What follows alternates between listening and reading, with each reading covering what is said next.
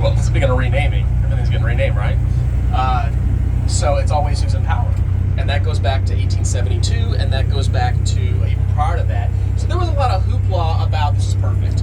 And then when you go here, we'll go on to charges. There's a lot of hoopla a couple years back when Rodney Ellis and Mayor Turner changed the name from Dowling Street to Emancipation. Now, why did that matter? Dowling Street, which goes north to south and goes right through what's known as the heart of the Third Ward, it was the heart of the business community.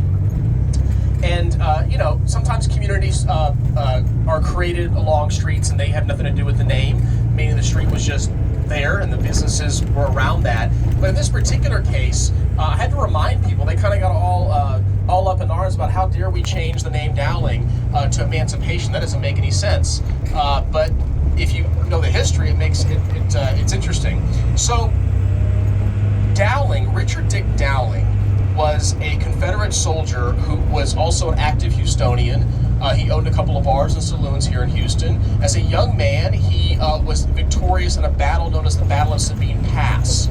He was quite the innovative individual, and he was somebody who the white community, Irish community specifically, revered around because he was someone that they all connected with. So if you had Irish ancestry in Houston, especially at the turn of the century, you really, really loved Dick Dowling. In fact, our first statue in 1905, our first public City of Houston funded statue, was the Richard Dick Dowling statue at City Hall.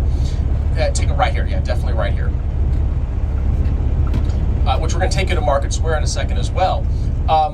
But that particular street was renamed in 1872 as Dowling Street to send a message to the African American community, right? So it was originally called East Broadway. So the original name for Dowling was East Broadway. So it showcases that the folks in power wanted to send a message, because what goes along Dowling Street was a park that goes back to 1871. It's called Emancipation Park, and it's one of the oldest City of Houston parks that we have. And why Emancipation Park was so special to the black community here in Houston was because it was the only place they could go to celebrate Emancipation and Juneteenth, specifically Juneteenth, every single year. So Reverend Jack Yates and a bunch of other folks got together in the community and bought tracts of land on the southeast side of Houston at the time, and established what's known as Emancipation Park. This is 1871, 1872 is their first celebration. And that will go real slow, because go real slow. Despacito, por favor, porque voy a hablar.